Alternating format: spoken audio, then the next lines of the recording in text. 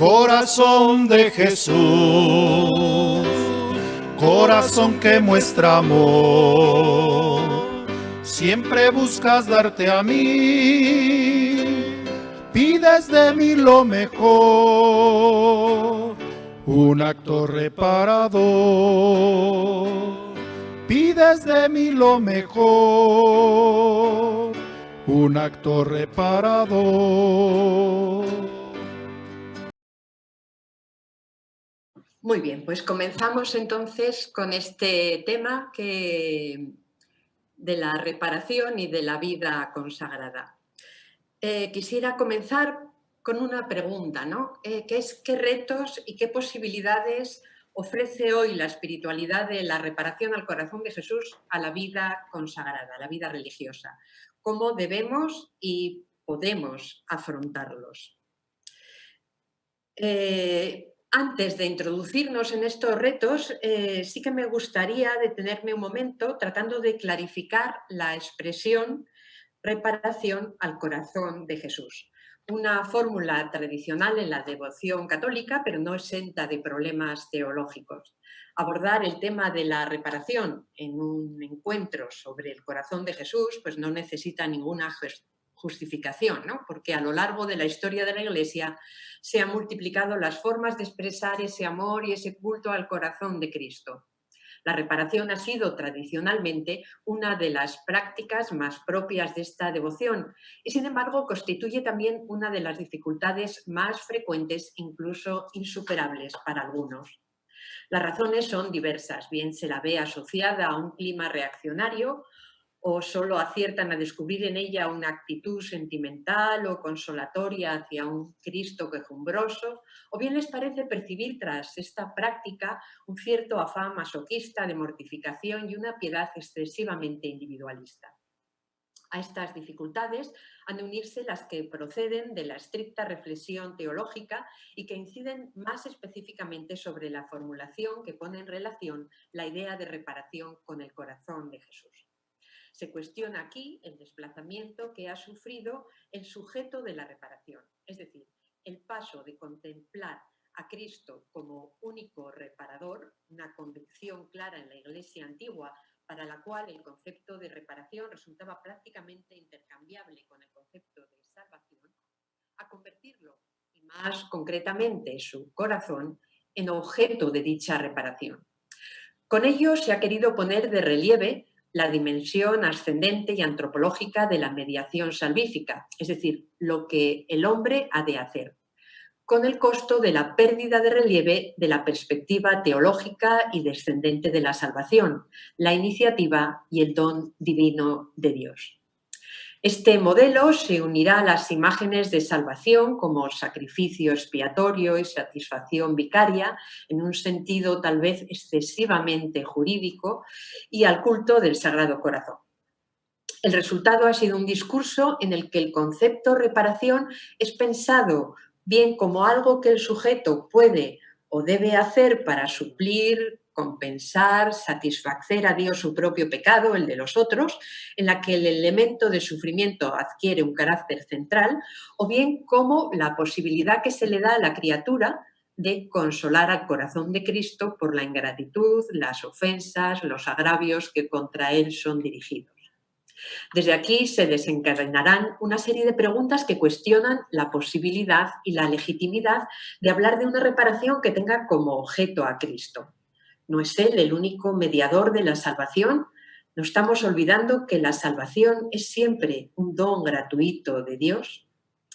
Tras el Vaticano II, la reflexión teológica no ha dejado de hacer intentos importantes de aclaración de la cuestión de la reparación.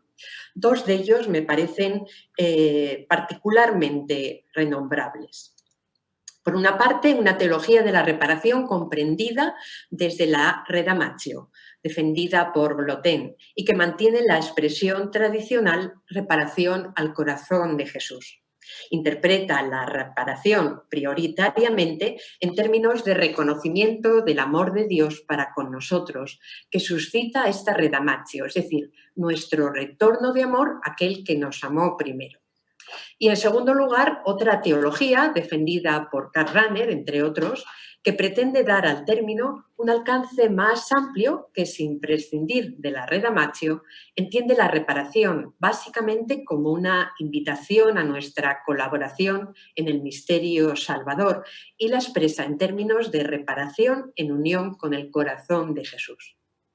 Podemos reconocer aquí el fundamento de la reinterpretación de Juan Pablo II cuando se refiere al establecimiento del reinado social del corazón de Jesús en términos de la construcción de la civilización del amor, y la visión también de su sucesor, Benedicto XVI, al contemplar la reparación como un contrapeso al mal en un plus de amor al que somos invitados por el Señor.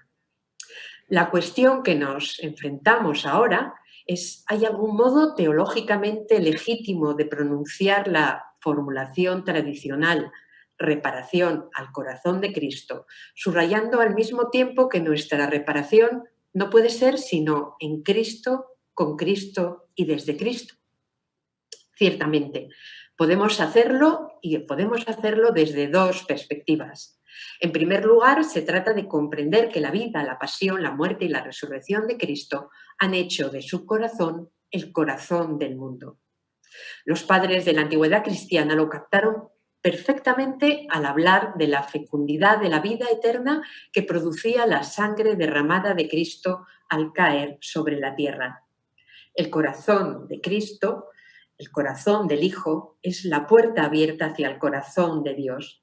Pero el corazón del Hijo se ha incrustado también en nuestra tierra de tal modo que en Cristo se ha convertido en el corazón del mundo.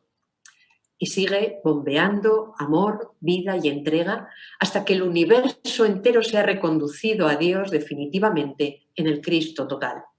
Entonces sí, en su corazón glorioso latirán al pulso de Dios todos nuestros corazones.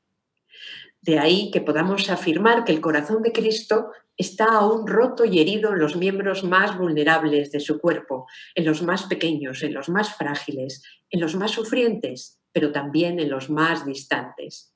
Su corazón, en este sentido, no ha alcanzado su culmen, su teliot theis, porque aún no todos los corazones están orientados hacia Dios, configurados con Él, sintiendo y obrando como obra y como siente Dios. Y aquí entra la segunda perspectiva.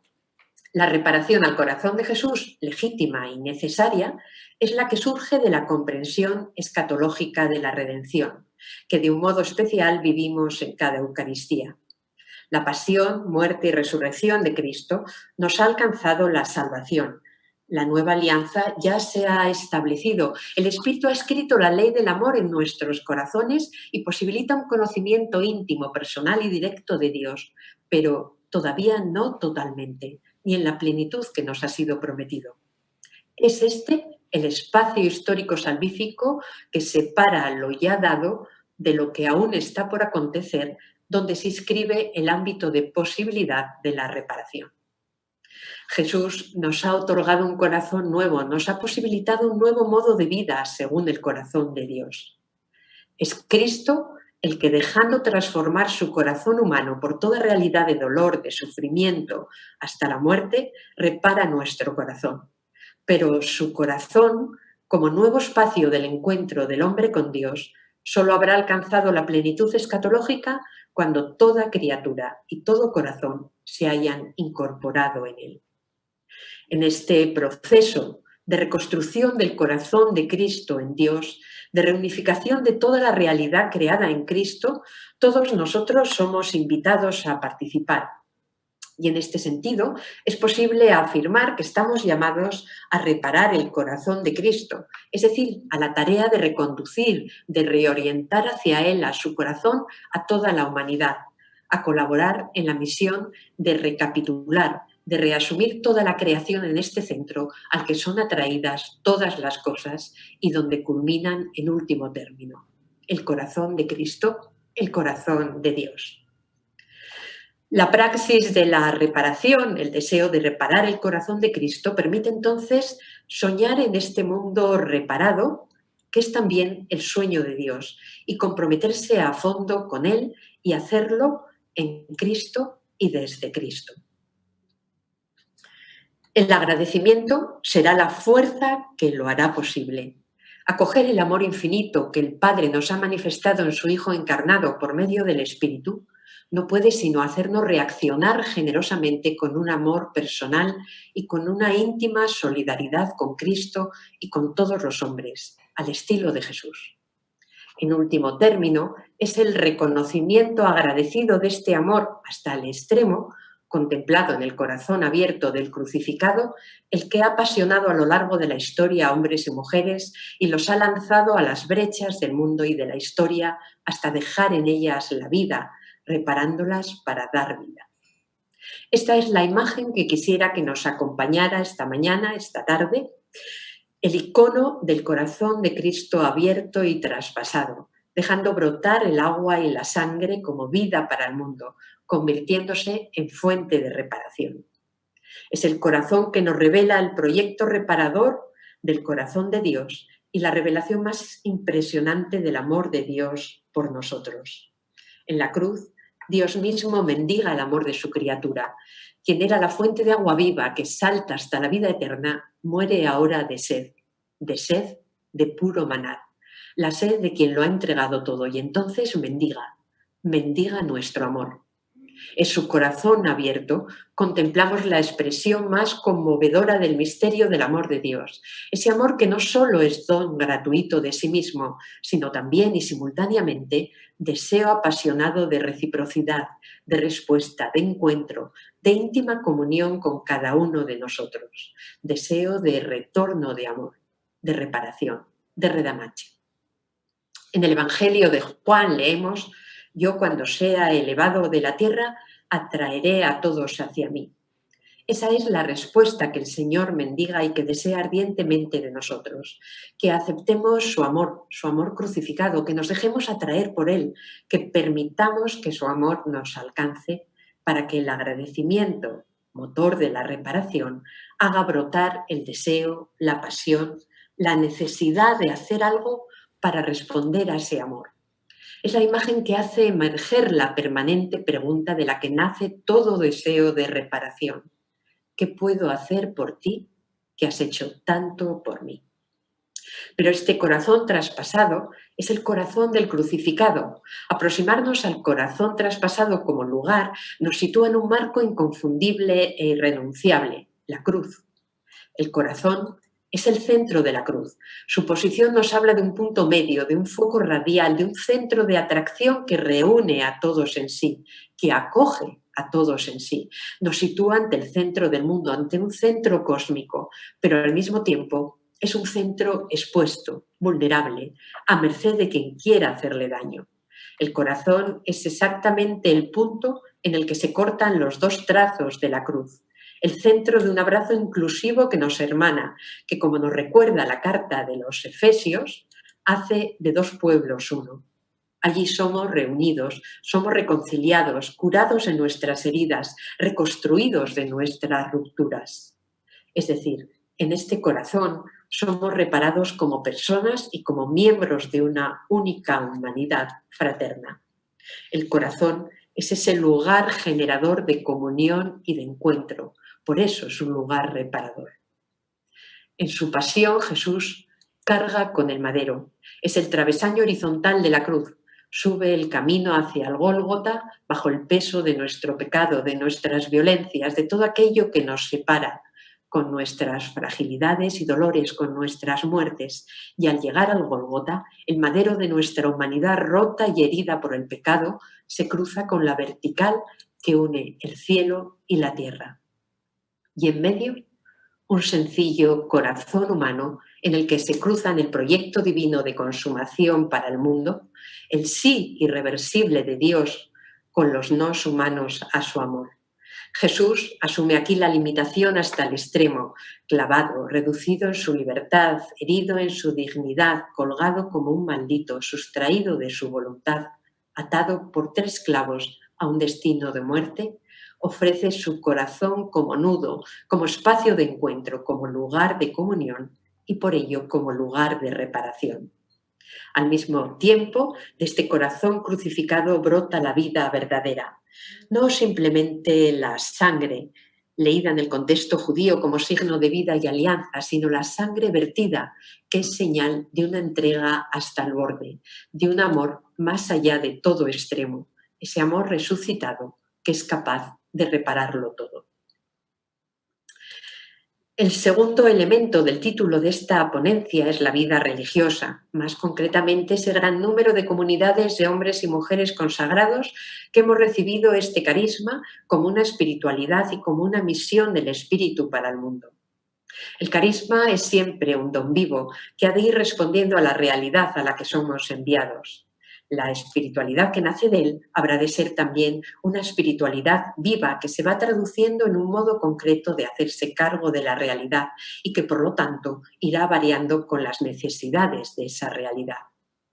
La historia de la vida religiosa es un espejo claro de cómo hombres y mujeres consagrados desde el comienzo del cristianismo han ido tomando conciencia de las necesidades de su tiempo y han ido cambiando sus formas de vida, desde la cenobítica hasta el gran abanico de formas de vida consagrada en la actualidad, siempre como respuesta a esa llamada a hacerse cargo de la realidad. Los consagrados que compartimos el carisma y la espiritualidad de la reparación estamos especialmente invitados a hacernos cargo de la realidad de nuestro mundo, que ciertamente cada día muestra más heridas, más brechas, más rupturas, distancia y división. Una situación que clama por hombres y mujeres reparadores, por reparadores de brechas.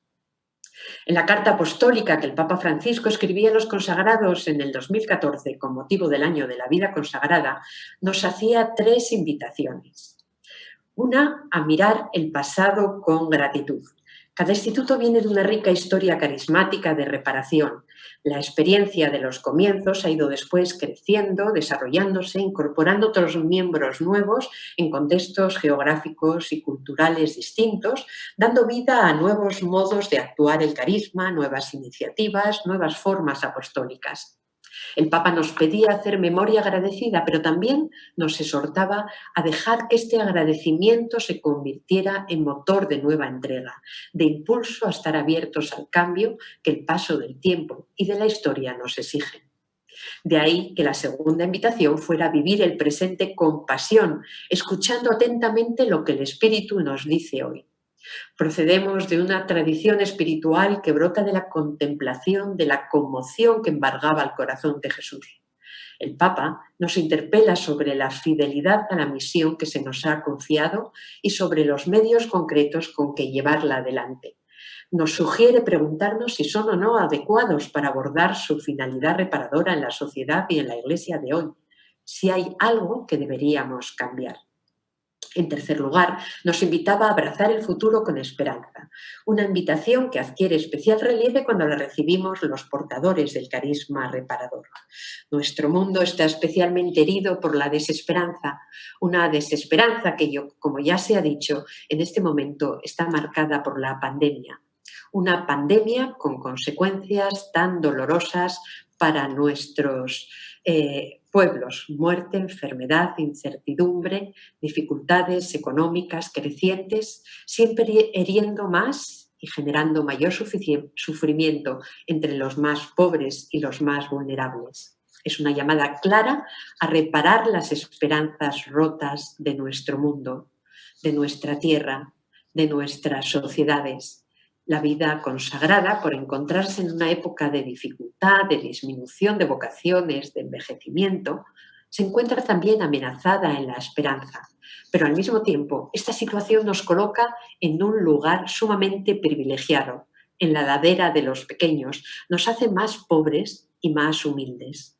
Lugar privilegiado porque es desde la herida, desde donde mejor nos podemos aproximar a los corazones heridos, porque es desde la esperanza amenazada desde donde podemos pronunciar una palabra con más sentido y más verdad acerca de esa esperanza que nunca falla, que es la de sabernos en medio de las incertidumbres que compartimos con muchos de nuestros contemporáneos en manos del Señor de la historia, que nos sigue repitiendo: no tengas miedo, yo estoy contigo. Una vez clarificado el sentido en que voy a hablar de la reparación del corazón de Jesús y de la vinculación de este tema con la vida religiosa en general y más concretamente con la vida consagrada reparadora, vamos a recuperar la pregunta inicial e interrogarnos por los retos y las posibilidades que plantea hoy la espiritualidad de la reparación al corazón de Jesús a la vida religiosa.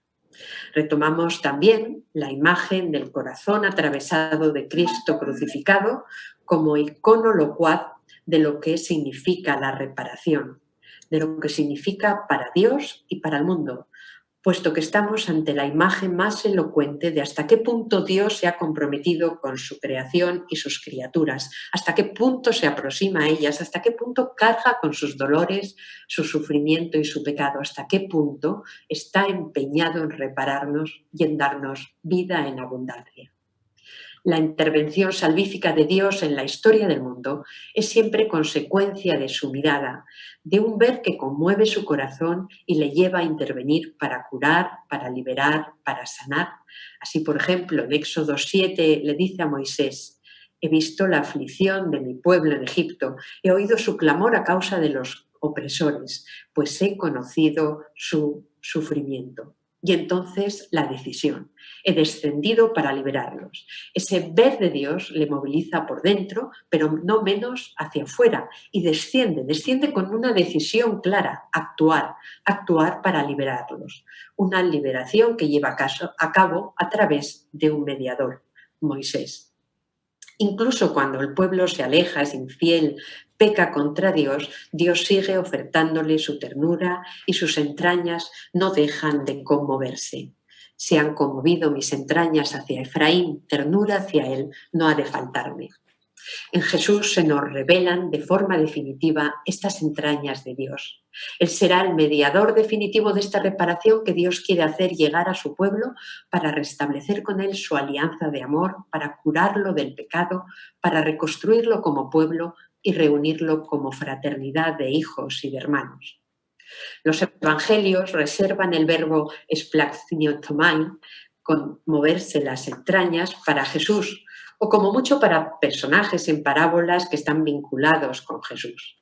El término designa una de las formas más particulares del comportamiento de Jesús y expresa cómo todo su ser actúa de manera mesiánica, como compasión por el pueblo disperso que no tiene quien lo cuide, por los enfermos, los sufrientes, como actitud amorosa y llena de ternura manifestada en la parábola del samaritano, en la acogida filial hacia el hijo pródigo, etc. Dos experiencias aparecen en los textos como previas a esta conmoción de las entrañas de Jesús. En primer lugar, ver con una mirada que taladra la apariencia y mira desde dentro, desde las entrañas, reconociendo una situación de vulnerabilidad, de sufrimiento, de dolencia, que es la que genera la conmoción. En segundo lugar, salir. La conmoción es posible porque las entrañas de Jesús están al alcance de la vida, de la realidad de los otros. Por eso se puede afectar, porque sale hacia los márgenes, hacia los lugares donde habitan los desechados de las sociedades y de la historia, hacia los lugares donde habitan los descartados del mundo. Ese movimiento de las entrañas, esa conmoción se dirige hacia afuera, hacia los otros, a la multitud, a la muchedumbre de gentes sencillas, sin pastor, sin formación, excluidos en general de la salvación. A ellos va dirigida su ternura, su compasión y su misericordia. Y también a algunos individuos concretos, con nombre, con un rostro, siempre pertenecientes a los más vulnerables, a los últimos, a los más excluidos. A Jesús se le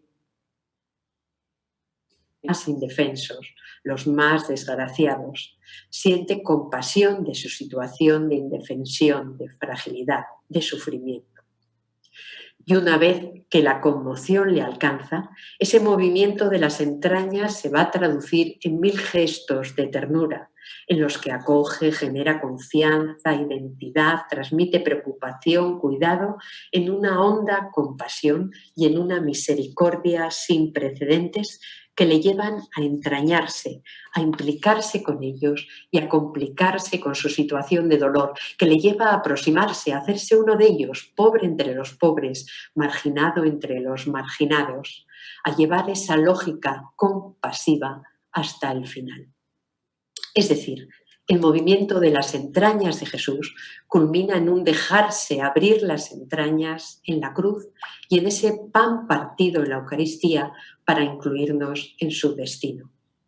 Lo que contemplamos en esta imagen de Cristo reparador son unas entrañas conmocionadas por la vulnerabilidad del otro que se mueven a ternura, unas entrañas conmocionadas por el sufrimiento, por el dolor, por las heridas del otro, que se mueven a compasión, unas entrañas que se conmueven ante el pecado y el mal y perdonan. El punto de partida es siempre el mismo, una herida, una ruptura, una fragilidad, una carencia y la conmoción que genera esta. Desde ahí se desencadena el dinamismo reparador, un dinamismo que procede de entraña a entraña.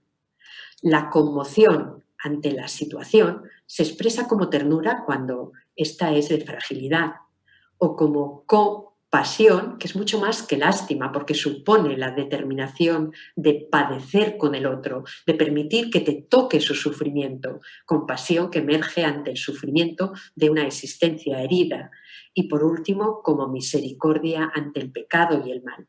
Esta triple expresión, ternura, compasión, misericordia, finaliza en una acción reparadora que las encarna en lo concreto y manifiesta el amor reparador de Dios por la humanidad.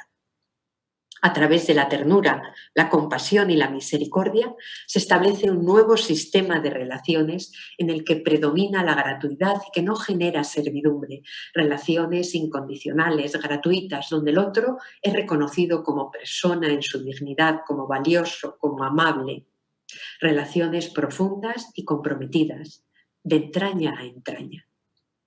La conmoción de las entrañas no se traduce entonces solo en un sentimiento, en una emoción, ni tan siquiera solo en una relación, sino que comporta una acción a través de la cual se concretan y toman carne la ternura, la compasión y la misericordia de Jesús. Estas acciones de Jesús dan vida, liberan, curan, alimentan, regalan identidad, aportan sentido, perdona, incluye, incorpora a los excluidos, invita a participar a su misión. En una palabra, repara el ser personal, pero al mismo tiempo repara también el tejido social roto. De esta contemplación del dinamismo reparador en la vida de Jesús brotan dos retos para la vida religiosa. Un modo específico de mirar al mundo y un modo específico de estar en el mundo, reparando. Pero el punto de partida es siempre esta contemplación de las entrañas de Dios en el corazón abierto de Cristo que nos transforma y nos conforma con aquel que contemplamos, que nos regala la experiencia de sentirnos también nosotros reparados, reconstruidos, rehechos, cuidados y curados, perdonados, restaurados por el amor reparador de Cristo. La fuente de reparación es siempre Él. Él es quien nos repara y nos invita a colaborar con Él en esta tarea en el mundo.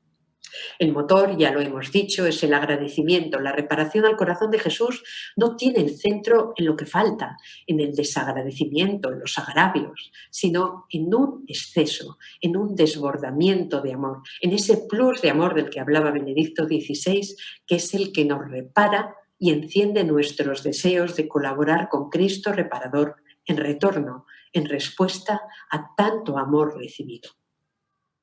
A partir de aquí, participar de la misión reparadora de Cristo implica ese modo específico de mirar el mundo.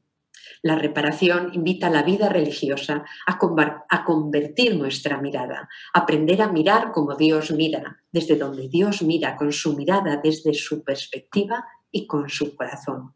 Una mirada desde dentro, desde las entrañas de Dios, una mirada de entraña a entraña, una mirada que parte del reconocimiento de nuestra vulnerabilidad, de sabernos frágiles y pecadores en medio de una humanidad también vulnerable, frágil y pecadora, y desde esta experiencia de común vulnerabilidad dirigirnos a los máximos vacíos de nuestro mundo, a las mayores fracturas, a los márgenes más sufrientes, a los espacios donde están los que no cuentan, los rechazados, los mal mirados por nuestras sociedades, a dejarnos conmover sin juzgar, sin sentirnos mejores, dejarnos conmover con una conmoción que nace de la cercanía a ese corazón traspasado que aquieta nuestros miedos a resultar nosotros mismos heridos, evidenciados o sobresaltados y nos lanza hacia otros corazones donde el suyo sigue sufriendo.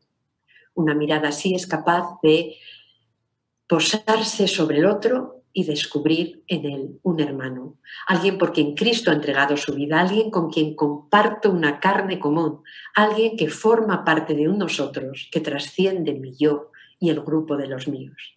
Una mirada de amor y por eso una mirada que se siente más y más atraída por las situaciones en las que hay un mayor vacío de amor. Una mirada llena de misericordia como la de Cristo, que taladra las apariencias y busca en lo más hondo de la persona aquello que la hace amable, imagen suya, aunque a simple vista parezca estar muy escondido. Una mirada que levanta porque valora, porque no se sitúa por encima, porque quiere transparentar la mirada de Dios. En el fondo, una mirada que mira tal como uno mismo tiene la experiencia de haber sido mirado por Dios. Por esta razón, decía antes, que solo quien ha tenido la experiencia de saberse reparado puede ser reparador. Una mirada que se amplía y que es capaz de estremecerse también al contemplar la tierra herida, fruto de la sobreexplotación de sus recursos, de la injusticia, de la indiferencia y de la insensibilidad de todos. La mirada reparadora se dirige también a nuestra tierra como esa casa común dañada y arruinada que acrecienta las heridas, especialmente de los pueblos originarios, marginados y olvidados. Pero no basta ver, no basta mirar y dejarse afectar. La conmoción debe conducir a un desplazamiento hacia el otro y a una acción. Seguir a Cristo reparador e incorporarnos a su tarea reparadora en el mundo nos invita a actuar a su manera y a reparar a su modo. El texto tan conocido del buen samaritano es una imagen perfecta de este siguiente paso necesario. En primer lugar, se trata de ver. Al verle tuvo compasión, dice el texto. Pero en el texto también queda manifiesto que ver la vulnerabilidad del otro no es suficiente, pues hay quienes ven y pasan de largo con indiferencia o con una serie interminable de disculpas, el sacerdote y el levita, porque siempre tenemos disculpas, prisa, trabajo, miedo, vergüenza, en el fondo pocas ganas de complicarnos. En segundo lugar, se trata de acercarse. El samaritano se pone a una distancia que ya no tiene vuelta atrás. Solo la proximidad hace posible un afectarse que estremezca las entrañas y que lo haga de forma efectiva. Estamos tan habituados a ver el dolor en la fría pantalla de un televisor que o somos capaces de acercarnos y tocar o estamos casi vacunados contra cualquier estremecimiento. Las pantallas de nuestros artefactos electrónicos nos permiten ver todo, pero funcionan como una muralla que nos deja a salvo de ese tocar, oler, gustar, que despierta nuestra responsabilidad en el contacto directo que irremediablemente genera experiencia y encuentro. La sobredosis de dolor lejano al que nos exponen los medios de comunicación parecería que nos acerca y, sin embargo, nos aleja porque nos inmuniza a convencer sutilmente a nuestras entrañas de que no hay nada que hacer, que todo nos sobrepasa, que no está a nuestro alcance ni en nuestra mano. El samaritano no solo ve, sino que la cercanía le permite reconocer en el hombre herido un prójimo, alguien como él, alguien de quien es responsable. Y entonces, y este es el tercer momento, responde porque actúa. En primer lugar, se implica, limpia las heridas, se mancha, toca, se deja tocar por la humanidad herida del otro. Hay ternura en ese ungir con aceite y vino, hay reconocimiento del otro como un ser humano. En segundo lugar, se complica, pierde el tiempo, cambia la ruta, lo monta en su cabalgadura, lo lleva a una posada y cuida de él, incorporando también a un tercero, al posadero. En este cuidado por el herido, se deja tocar por la situación, cuida, carga con el herido, le busca un lugar, implica a otros, se implica él mismo, porque con sus recursos paga y así también repara. Ahora bien, incluso reconociendo al otro como tal y sintiéndose afectado por sus sufrimientos, si el buen samaritano no hubiera hecho por remediar esta situación en lo que estaba a su alcance, no podríamos hablar ni de ternura, ni de auténtica compasión, ni verdadera misericordia, y no habría reparación. La vida religiosa que quiera ser reparadora es especialmente alentada a asumir esta invitación, a mirar tan de cerca que no pueda dar marcha atrás, a dejarse conmocionar y que esta conmoción la haga salir de sus planes, de lo que siempre hemos hecho, de nuestras obligaciones y tradiciones. Salir, otra de las invitaciones que el Papa Francisco no se cansa de repetir. Salir en primer lugar para acercarse, salir del propio círculo de pertenencia de los míos, salir como los samaritanos, ser capaces de atravesar las barreras culturales, religiosas, históricas, las de nuestros prejuicios y las que nos defienden de las cercanías que nos desinstalan.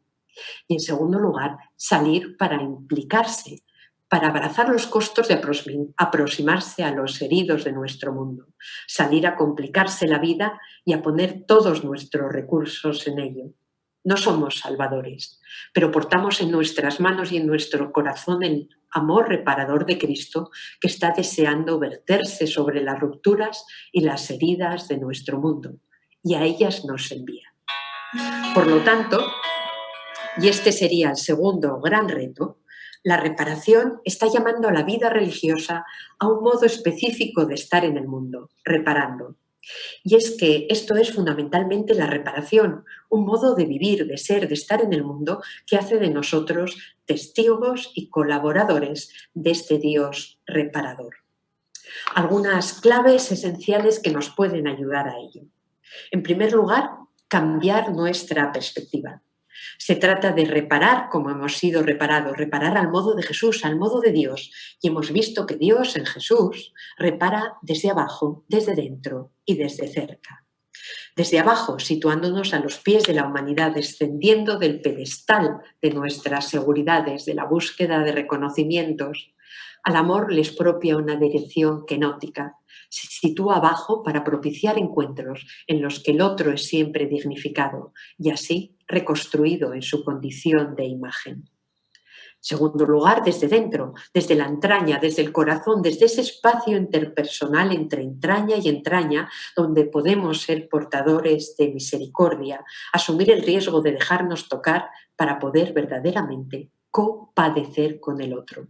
Si somos reparados en el corazón de Cristo al ser incluidos en su entraña, entonces esto quiere decir que tenemos que poner nuestras entrañas en juego, porque solo en el corazón y desde el corazón podremos ser canales para otros de la gracia reparadora que Dios quiere brindar al mundo. Y tercero, desde cerca, aproximándonos a las realidades rotas, a las personas heridas, a las situaciones que necesitan ser reconstruidas, restauradas. No mirar desde lejos, acercarnos a las cunetas de la historia, tocar, oler, sentir la proximidad de todo aquello que está clamando por ser restaurado, atendido, aliviado. No juzgar la realidad desde una distancia de seguridad que nos permita pasar de largo, que facilita la falta de compromiso, que nos proporciona el tiempo suficiente para crear santas justificaciones que dejan a nuestros hermanos en el camino y nos permiten seguir avanzando ligeros por las autopistas de la historia. La segunda clave es salir para situarnos en el centro de las cruces de la historia, para unir y reunir, aceptando el costo de ser puentes. Se trata, en primer lugar, de una llamada a convertirse en expertos de comunión, en testigos y artífices de aquel proyecto de comunión que constituye la cima de la historia del hombre según Dios.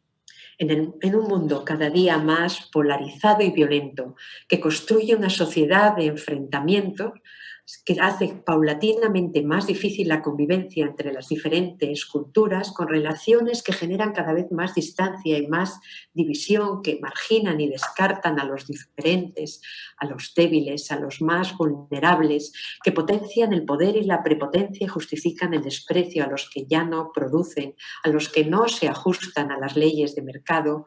en un mundo donde crecen las desigualdades, las fronteras, los nacionalismos cerrados, las vallas físicas o simbólicas, las expulsiones de los otros, de los que son diversos porque tienen menos, porque pueden menos o simplemente porque no son de los míos, no tienen la misma cultura, la misma religión, las mismas ideas políticas, los mismos valores, y eso los convierte en desechables, en susceptibles de poner fuera de la sociedad, de nuestros círculos, de nuestros países.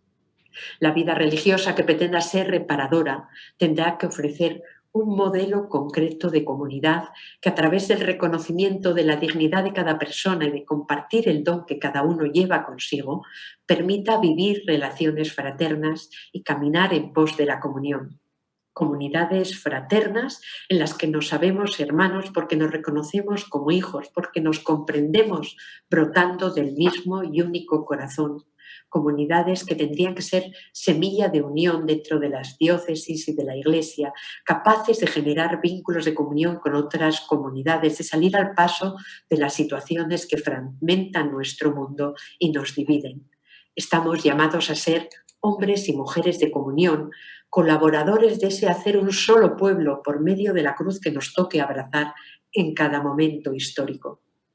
Hombres y mujeres que se hagan presente con decisión allí donde hay diferencias y tensiones, siendo signos creíbles de la presencia del Espíritu que infunde en los corazones la pasión de que todos sean uno. En segundo lugar, y como consecuencia de lo anterior, estamos llamados a ser hombres y mujeres de diálogo, pero de un diálogo reparador, mediadores de encuentro que nos hagan confluir como hermanos de una única humanidad, como promotores de un diálogo con palabras que curen y que sanen. ¿Cómo? Pues en primer lugar, posibilitando el diálogo del hombre con Dios. El Dios Trino, que es diálogo de amor en sí mismo, nos ha destinado a participar de este diálogo plenamente. Pero este diálogo a veces es roto e impedido a causa del pecado. Sin embargo, Dios ha querido hasta tal punto comunicarse y continuar este diálogo con nosotros que su palabra, su logos, se hace hombre para reunir a todos los hijos de Dios que están dispersos y restaurar la comunicación entre Dios y la humanidad. Este diálogo y esta comunicación continúan, pero en muchas ocasiones se tornan un diálogo impedido a causa del hombre que se aleja o que lo corta con su pecado. Pero otras veces este diálogo se torna imposible porque hemos deformado de tal manera la imagen de Dios que los hombres son incapaces de reconocer en él al Dios amor perdonador, su misericordia y su gratuidad infinita, su infinito deseo de encontrarse con las criaturas. Estamos llamados por ello a ser facilitadores de este diálogo, a reparar las imágenes distorsionadas de Dios de muchos de nuestros coetáneos y de posibilitarles el encuentro con el verdadero Dios de Jesucristo. Gran número de consagrados desarrollamos nuestra misión en el ámbito de la educación. Ahí tenemos un reto muy particular: enseñar a nuestros niños a entrar en relación de amistad con Dios, a confiar en Él, a acudir a su abrazo misericordioso ante las dificultades y los golpes de la vida. Pero también hay otro reto reparador en la acción educadora que consiste en ayudar a encontrar a cada niño esa imagen única de Dios que lleva dentro de sí y que es el fundamento de su dignidad y de la dignidad de todos sus compañeros. También esto es reparar. En segundo lugar, mediadores de un diálogo interhumano. Un diálogo que respete la identidad de cada cual y que valore las diferencias como un don que nos permita complementarnos y que haga posible, en definitiva, que el diálogo sea verdadero diálogo y no un simple monólogo. Una atención especial la merece el diálogo intercultural e interreligioso. En un momento de grandes movilidades humanas, el diálogo debería ser una herramienta esencial para revivir la cultura del encuentro, ese encuentro que permite realizar dos tipos de acciones necesarias para alcanzar la plenitud humana: amar al prójimo y crecer en humanidad. Las comunidades religiosas reparadoras deberíamos apostar con decisión por este diálogo, gastar energías por vivirlo entre nosotros y por generar en nuestro entorno espacios donde este diálogo sea posible. Tenemos además la suerte de llevar años viviendo la experiencia de la interculturalidad en nuestras comunidades y es nuestra responsabilidad el poder comunicar y transmitir aquello que vamos descubriendo como posibilidad, lo que vamos aprendiendo de nuestros errores y los logros también que vamos alcanzando. Y así llega la tercera clave. La vida reparadora está especialmente llamada a transformarse en hospital de campaña. Decía el Papa Francisco al comienzo de su pontificado que lo que la Iglesia necesitaba con mayor urgencia hoy era una capacidad de curar las heridas y dar calor a los corazones de los fieles, cercanía y proximidad. Unas palabras que resuenan en cualquier corazón reparador. Veo la Iglesia como un hospital de campaña tras una batalla, decía. Qué inútil preguntar al herido si tiene colesterol. Hay que curarle las heridas. Ya hablaremos luego del resto. Curar heridas, repite el Papa.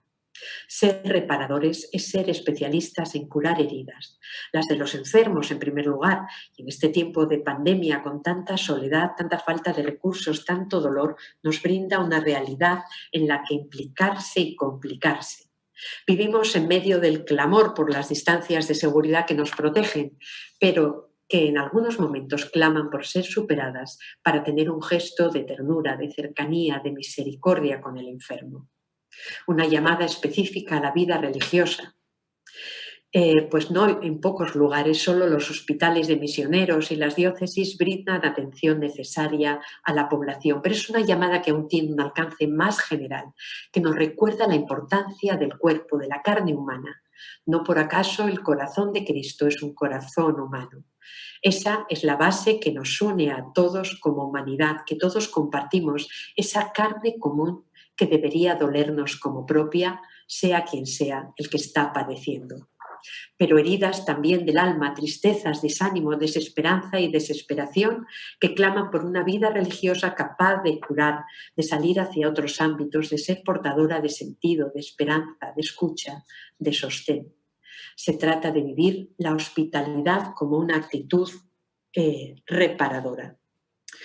Hemos hablado del corazón de Cristo como ese espacio en el que tiene lugar la acción reparadora de Dios en el ser humano, pues somos llamados a convertirnos nosotros y nuestras comunidades en casas de reparación, en ámbitos de acogida inclusiva, donde toda persona pueda encontrar un lugar en el que se le acepta, se reconoce su dignidad humana y se le cuida con ternura reparadora.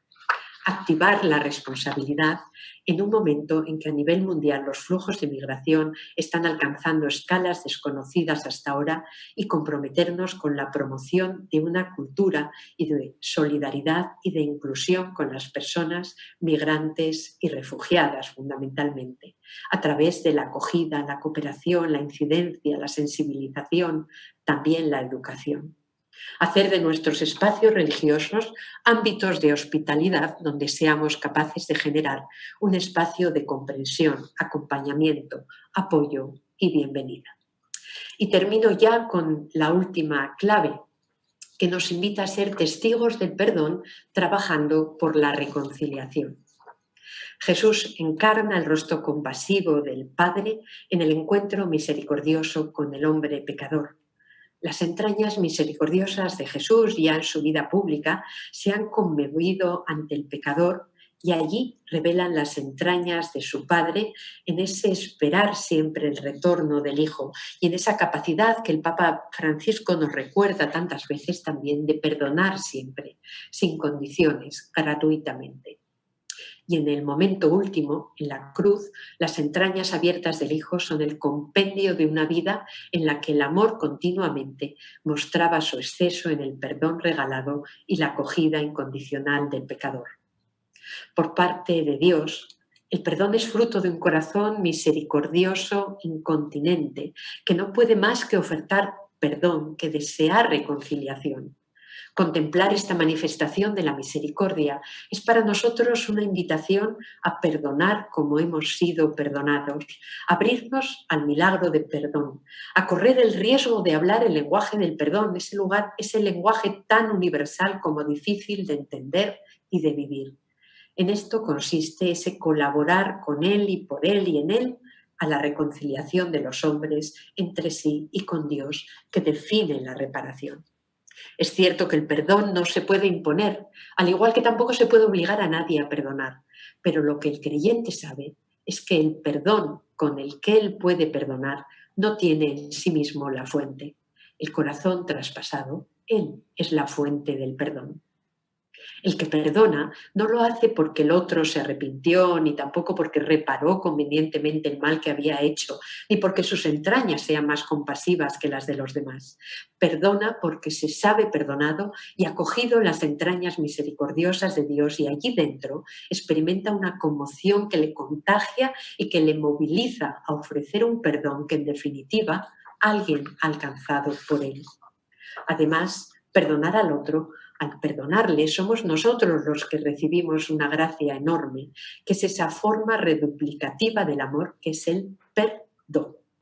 Por esta razón, el perdón auténtico tiene una doble función. Se libera y se recrea al ofensor, pues perdonar es afirmar que el culpable es perdonable, que su ser trasciende sus actos, que no es idéntico a ello, afirmación que lo redime y que lo restaura en su humanidad. Pero también recrea al ofendido, pues al dejar de ser víctima, al experimentar todo el potencial humanizador del que todavía es capaz, no solo se libera, sino que se abre a un futuro que no tiene por qué estar determinado por el sufrimiento que marcó su pasado. Pero además el perdón auténtico repara, es decir, restaura y recrea también la relación. Es necesario enfatizar ambas palabras. Restaura porque lo que estaba roto vuelve a ser vínculo, y recrea porque a pesar de que ciertamente no puede ser igual que antes, puede por la experiencia del perdón ser más auténticamente humana que antes. Es decir, da futuro y esperanza también a la relación. El perdón atestigua que en el mundo está presente un amor que es más fuerte que el pecado. Hay miles de razones, millones, posiblemente reales, justas, razonables, para no perdonar, pero ninguna de ellas podrá con la potencia del perdón, con el poder del no poder que se convierte en anuncio de que es posible un mañana distinto para todos. Cristo crucificado es el paradigma de este perdón. La imagen del Cordero que reina degollado del Apocalipsis se convierte así también en otra de las imágenes más poderosas de la salvación, que procede de la víctima perdonadora y que tiene su paralelo en las llagas del crucificado, en cuyas heridas hemos sido curados. La verdad de Cristo, la de la víctima perdonadora que nos alcanza la vida y la reconciliación, subvierte los mecanismos del mal y la violencia, libera a la humanidad del peligro de quedar atrapada, enredada en la espiral del odio y del resentimiento, instaura un orden alternativo a través del perdón y de la ternura. Y abre un camino inédito, la posibilidad de mostrar entrañas de misericordia a aquel que nos ha hecho mal, aquel que nos ha herido o del que hemos sido víctimas inocentes, y con ello la posibilidad de que los sujetos vulnerados y vulnerables sean capaces de revertir los procesos de injusticia, de exclusión y de muerte en cuanto participan de la gracia de la víctima perdonadora. Este perdón no es mera autocomplacencia del impotente, contiene una gran fuerza subversiva y no acalla su reclamo de justicia, pero es capaz de ir con ella o sin ella más allá que el resentimiento y que el dolor. Obviamente, el objetivo será la reconciliación y esta exigirá el mutuo reconocimiento y reparación de lo posible, pero si estos no llegan, el perdón no se detiene. Nos abre así a una manera alternativa de vivir gracias a todos aquellos justos de la historia que en la estela de Cristo detienen su propio cuerpo la espiral de la rivalidad, de la violencia, del resentimiento. Detienen el mal como Jesús, asumiéndolo. Este es mi cuerpo que se entrega. E inician otro modo de existir en relación con los otros. Y lo hacen desde abajo y ganan un cairoi para la historia a pesar de tener que hacerlo aparentemente como perdedores. Cristo repara en la cruz, repara en la Eucaristía, repara siendo un cuerpo que se entrega, es decir, deteniendo el mal sin violencia, con su propio cuerpo, absorbiéndolo para disolverlo, no devolviéndolo. Esto tiene un precio, tiene un costo. Y este es el reto final y definitivo al que somos invitados todos, pero de manera especial quienes hemos consagrado nuestra vida a la misión reparadora. Lo inédito de este desafío es la invitación a pensar la historia desde la perspectiva de las víctimas perdonadoras que han derrumbado en su propia carne el muro del odio y desde esta lógica de la gratuidad han comenzado a reparar las grandes brechas del odio, del resentimiento y de la violencia de la historia, regalando a toda la humanidad la posibilidad de un frágil presente vivido como gratuidad y como promesa de un mañana para todos, desde una conmoción de las entrañas, reparando desde el corazón. Que el Señor nos conceda la gracia de abrazar este camino. Muchas gracias. Muchas gracias, doctora Nuria. Personalmente, como dicen en España, qué gozada. Una experiencia que nos emociona, que nos ilusiona y que pues es transmisora en el tiempo de ese amor que quemaba a nuestros santos fundadores para hablarnos de la reparación. Cedo la palabra a la madre, a la hermana Gema María, que le lanza una pregunta y después pues hay muchas reacciones en el Zoom, en el YouTube, en el Facebook y le transmitiremos algunas, pero de corazón, muchas gracias. Muchas gracias a ustedes. Muchas gracias, doctora Nuria, por esta ponencia tan hermosa que nos ha hecho recordar desde nuestro ser de religiosas, religiosos, pero también desde nuestro ser de consagrados, ¿sí? Usted al inicio nos hablaba de la derramatio, que es la reparación al corazón de Jesús, nuestro retorno de amor a aquel que nos amó primero, con Cristo, en Cristo y desde Cristo. La pregunta sería, doctora, desde nuestro ser como bautizados en nuestra vida ordinaria, ¿de qué manera concreta podemos reparar el corazón de Cristo? Ya que también nos mencionaba que estamos llamados a reparar. ¿De qué manera concreta podemos hacerlo? Muchas gracias por la pregunta. Bueno, voy a intentar responder desde esta perspectiva que me pregunta, que es la perspectiva de la reparación como redamatio, ¿no? Como retorno de amor, como respuesta de amor. Decía antes que, posiblemente no haya acciones reparadoras, exclusivamente reparadoras. Lo que hay es un modo, como decía ahora, ¿no? Porque lo que decía para los religiosos sirve para todos. Un modo de estar en el mundo, un modo de mirar la realidad en la que vivimos, descubriendo dónde están esas heridas y esas rupturas. Y eso no se hace en lugares raros, se hace todos los días. Se hace en el trabajo, se hace en la comunidad, se hace en las relaciones. En todos los espacios en los que vivimos hay hombres y mujeres heridos. En todos los espacios en los que vivimos hay hombres y mujeres excluidos, marginados, y por ellos late, palpita de una forma mucho más fuerte el corazón de Jesús. Si nosotros hemos sido regalados con ese amor y hemos sido acogidos en ese corazón, no podemos dejar de sentir, ¿no?, cómo está palpitando y cómo nos arrastra y nos lanza hacia esos mayores vacíos de amor. Entonces, no hay cositas concretas que podamos hacer en espacios concretos, aunque las hagamos y tengan su sentido, sino que toda nuestra vida es una invitación a darnos cuenta de que somos objeto de un amor infinito, que lo hemos sido a lo largo de nuestra historia, a lo largo de nuestra vida, que tantas veces hemos sido reparados, curados, que no podemos andar por la vida más que con esos ojos abiertos que ven, que se acercan y que actúan. Y que actúan desbordando un amor que no es propio, que no nace de mí misma, un amor que yo he recibido previamente y que lo único que hago es canalizar y entregarlo en los lugares donde hay más necesidad, en aquellos que están más solos, más desprotegidos, más necesitados, ¿no? Más heridos en el amplio sentido de la palabra. Muy bien.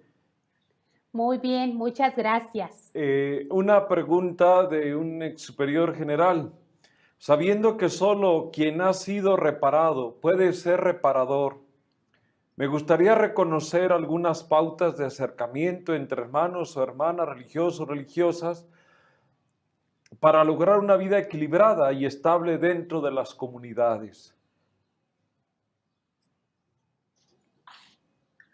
Algunas pautas. Bueno, el punto de partida era que solo el que ha vivido la experiencia de ser reparado puede ser reparador, ¿no? Y yo creo que esto no es secundario, esto es fundamental. Porque el que nos repara es un corazón herido, el reparador es un herido. Y si nosotros queremos ser cauces de reparación, tenemos que hacerlo como él, desde la propia herida del corazón, desde una herida que ha sido sanada, curada, y en agradecimiento a eso, ¿no? Esa herida busca otras heridas a las que en Cristo y con su amor poder reparar. ¿Cómo se hace esto dentro de la vida comunitaria? Bueno, pues yo creo que en la exposición he intentado dar algunas pistas de esto, ¿no? Y esta última clave de la que he hablado, la clave del perdón, me parece que es una clave muy importante. Me parece que en la vida religiosa muchas veces somos demasiado digamos, demasiado formalistas, ¿no? O demasiado correctos en nuestras formas, y esto no deja espacio a verdaderas experiencias de perdón y reconciliación entre nosotros. Obviamente, donde viven gentes que son distintas, hay roces, hay dificultades, hay distintas sensibilidades, hay distintas maneras de entender la vida, y queriendo o no queriendo, muchas veces también entre nosotros nos herimos o nos hacemos daño o nos ofendemos. Bueno, yo creo que uno de los grandes retos que tenemos por delante es aprender a vivir como vive un corazón reparador, que es, en primer lugar, mucho más a la intemperie, mucho más dejándonos ver por dentro para poder ver por dentro al otro. En segundo lugar, mucho más en relaciones de entraña a entraña. Y en tercer lugar, mucho más abrazando este reto del perdón. Este reto del perdón, que es una invitación a andar por la vida de perdedores. Es decir, no queremos perdonar porque nos parece que perdemos perdonando, que no se nos reconoce la cualidad de víctima, que no se nos reconoce el daño que se nos ha hecho.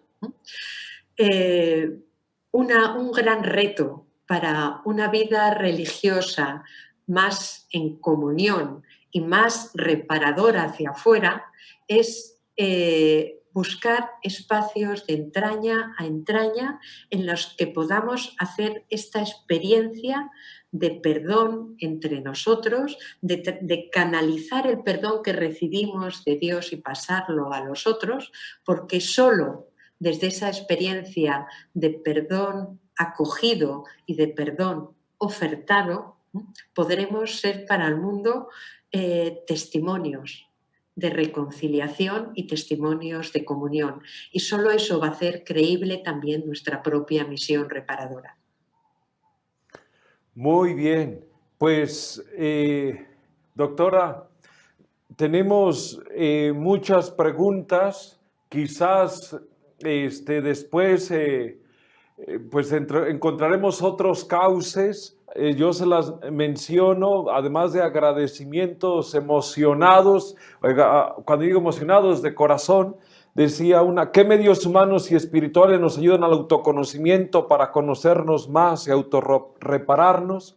¿Cómo nos podemos acercar al otro ahora que se sabe? Ahora que no sabemos si el que viene a nosotros es alguien que quiere hacernos daño. Otro, decir, cómo la oración debe ser más reparadora. Y en este último sentido, doctora, los consejos evangélicos, pobreza, castidad, obediencia, pero sobre todo en esta clave, ¿verdad?, de que el corazón de Jesús es fuente de una afectividad que te hace madurar, que te hace crecer ante tantas heridas que vamos recibiendo en comunidades, en los procesos de formación o los formandos que llegan de casas, de los lugares de trabajo, con ese anhelo de seguir a Jesús, pero con tantas heridas. Sin duda alguna que estos matices nos ayudarán. ¿Tiene alguna respuesta sobre en concreto de vida consagrada y reparación desde la afectividad, desde la castidad?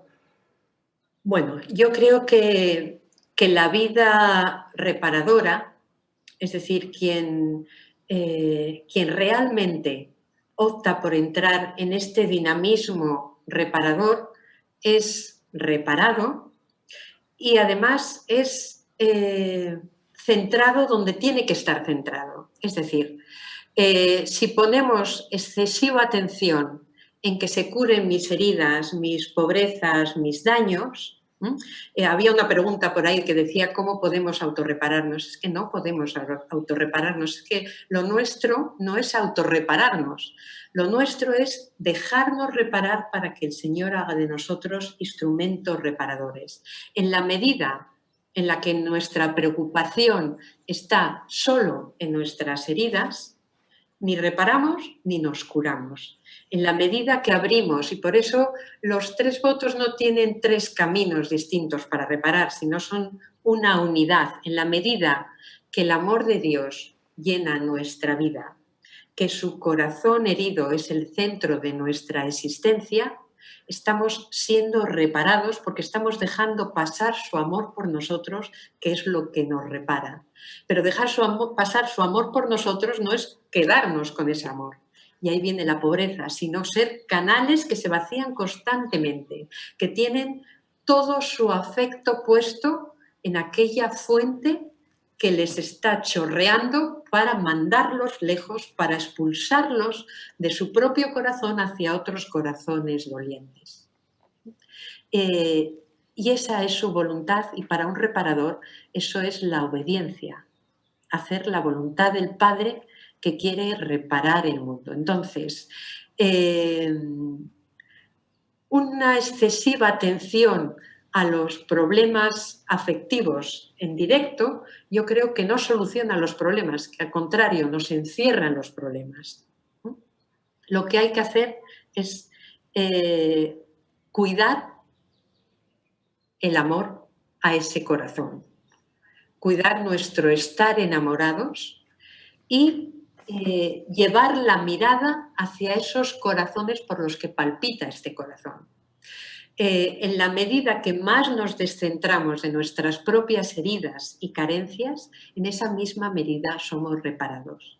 Si nos quedamos ahí taladrados, ¿no?, con lo que me falta, con mis desviaciones, con mis heridas, con qué me pasó a mí, no, a mí me pasó que alguien me ha llamado para reparar. Y si alguien me ha llamado para reparar, corre de su cuenta el amor que yo necesito tener en mí para darlo. Si ese amor lo bloqueo muy preocupada de que quede yo muy bien reparada, posiblemente ese amor se estanca, ni me repara, ni reparo. En la medida que me abro, me vacío, para que ese amor me llene y pongo toda la intencionalidad de mi corazón en otros corazones heridos, más que el mío, que la mayoría de los corazones que están fuera heridos están más heridos que los corazones de los que estamos dentro de la vida religiosa, en esa misma medida nos vamos contagiando, ¿no?, de ese palpitar amoroso de un corazón que es ungüento curativo de amor para nosotros. Reparando, somos reparados. Muchas gracias, doctora. De verdad que esto que yo decía al inicio de la conferencia, que lo comprobamos todos y los comentarios y demás preguntas que no vamos a hacer, pero que el que decía es la voz más autorizada para hablarnos de reparación en la iglesia, en lo que conocemos, en lo que vemos, que Dios les siga bendiciendo, nos siga compartiendo ese carisma de religiosa Anchila Jesús, ¿cómo? Cor Jesús. Cor Jesús, esclava del corazón de Jesús en esta dimensión reparadora. Muchas gracias y por compartirnos ese calor que está usted sintiendo allá en Madrid, pero ese calor, ese amor en el corazón de Jesús, pues de una experiencia única, especial. Sin duda alguna que vamos a retomar lo que nos ha dicho. Benditas redes sociales que nos permiten, aunque estamos a 7 horas de distancia, agradecemos que haya sacrificado su tarde de sábado para compartirlo. Y pues hermanas religiosas, religiosos de América y en otros muchos lugares, pues es un aporte tan grandioso de la hermana Nuria, y quiera Dios que nos ayude a reavivar nuestro carisma, nuestra entrega ante un mundo necesitado de reparación desde nuestra identidad de religiosos del corazón de Jesús. Pues le agradezco infinitamente su generosidad al compartirnos su tiempo. Estaremos en contacto y sin duda alguna, hermanas religiosas, que su generosidad y su capacidad tan a bien que nos la comparte, pues seguirá dando mucho fruto a nuestra vida consagrada. Doctora Nuria Martínez Gayol Fernández, muchas gracias, que Dios le bendiga, y por otros medios le haré llegar las preguntas y estamos en contacto. Y pues permítanme un comercial, sus libros están en la mayoría de nuestras librerías y valen la pena releerlos desde nuestra espiritualidad fundacional carismática. Muchas gracias, que Dios le bendiga, y pues estamos en contacto y buenos días desde México. Muchas gracias a ustedes y sí, seguimos en contacto y seguimos unidos en su corazón, ¿no? Que así sea. Buenos días. Buenos días.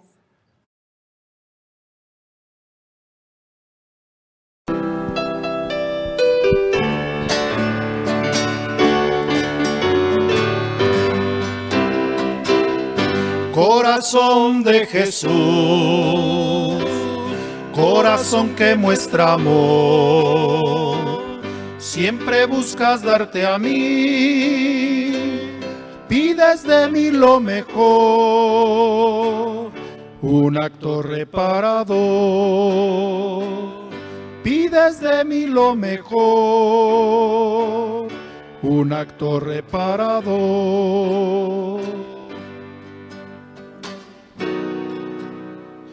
Tu corazón es siempre amigo, es lo que encuentro en ti.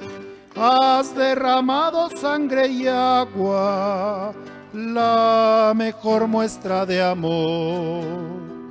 Has derramado sangre y agua, la mejor muestra de amor.